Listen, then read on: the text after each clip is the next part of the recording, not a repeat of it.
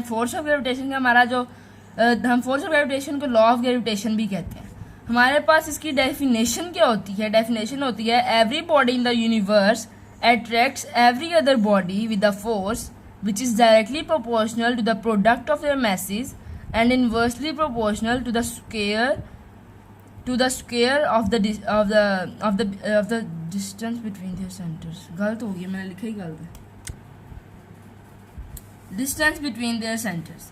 हमारे पास इसके बाद एक डायग्राम आती है। हमारे पास एक m1 है, एक m2 है, एक इसकी फोर्स इस डायरेक्शन में लग रही है और जो दूसरी फोर्स है वो नेगेटिव डायरेक्शन में लग रही है। तो इन दोनों का जो डिस्टेंस है, फर्स्ट हमारे पास क्या आता है, every body in the universe attracts every other body with the force which is directly proportional to the product of their message. Product हमारे पास होता है मल्टीप्लाई, यानी कि m1 और m2 का हमारे पास प्रोडक्ट, और फिर इनवर्सली प्रोपोर्शनल है ये to the square of the distance.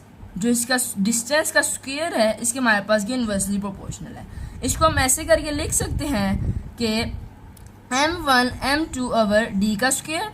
इसके बाद हमारे पास क्या आएगा, इसके बाद हमारे पास जब भी हम किसी इसको खत्म करते हैं डायरेक्टली प्रोपोर्शनल के साइन को, हम कोई भी कांस्टेंट ऐड करते हैं। यहाँ पे हम एक कांस्टेंट ऐड करवाएंगे g m1 m2 over d का square. here g is constant, और इसकी एक वैल्यू भी होती है। जो भी हमारे पास यूनिवर्सल कांस्टेंट होता है उसकी एक वैल्यू होती है, its value is 6.673 multiply by 10⁻⁻11 newton metre square per kg square. अब हम इसके बाद जो है हम मैस ऑफ अर्थ की डेरिवेशन करेंगे। उम्मीद करता हूँ कि आपको समझ आ गई होगी लॉ ऑफ ग्रेविटेशन की वीडियो। अब हमारे पास आता है mass of earth. Mass of earth को हमने शुरू कहाँ से करना है? हमारे पास एक ग्रेविटेशनल फील्ड की थी, F is equal to G small m। m e तो होता है हमारे पास मैस ऑफ अर्थ होता है r का स्क्वायर यानी रेडियस का स्क्वायर। F होता है हमारे पास mg के इक्वल होता है। F is equal to w और w is equal to mg।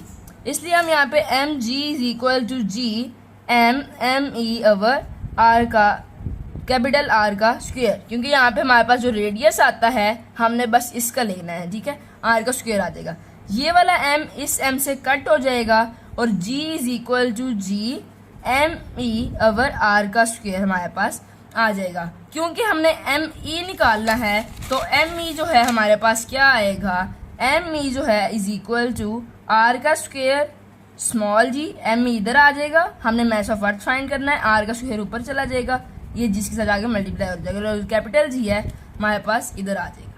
जो हमारे पास ये जी होता है, हमने चैप्टर 4 में पढ़ा था कि जी की जो वैल्यू होती है वो हमारे पास होती है 9.8 या अप्रोक्सीमेटली 10 होती है, ठीक है। अब हम यहाँ पे इसकी वैल्यूज पुट कर लेते हैं। जो हमारे पास आर की वैल्यू है, आर की वैल्यू होती है हमारे पास 6.4 मल्टीप्लाई बाय 10⁻⁶। हम यहाँ पे वैल्यूज पुट कर लेते हैं। m e is equal to 6.4 multiply by 10⁻⁶ का स्क्वायर, और जो g की वैल्यू होती है वो हम 9.8 ही लगा लेते हैं क्योंकि अप्रोक्सीमेटली हमारे पास होती है 10। और आपको मैंने पिछले पार्ट में बताया था कि हमारे पास जो g होता है 6.673 मल्टीप्लाई बाय 10⁻⁻11, ठीक है। तो जब हम इसको कैलकुलेटर में मल्टीप्लाई या सब कुछ कर लेंगे तो हमारे पास मैस ऑफ अर्थ जो आएगा वो आएगा 6.0 मल्टीप्लाई बाय 10⁻24 kg। हमारे पास ये मैस ऑफ अर्थ भी निकल आया है और इसकी वैल्यूज भी, यूनिवर्सल कांस्टेंट की वैल्यूज भी निकल आई हैं। हमने फोर्स ऑफ ग्रेविटेशन की वीडियो कर लिया है। और अगर आपको हमारी ये वीडियो पसंद आई हो तो हमारे चैनल को लाइक करें, सब्सक्राइब करें, बेल आइकन को प्रेस करें ताकि हर आने वाली वीडियो का नोटिफिकेशन आपको हासिल हो सके। Thank you so much for watching. अल्लाह हाफिज़।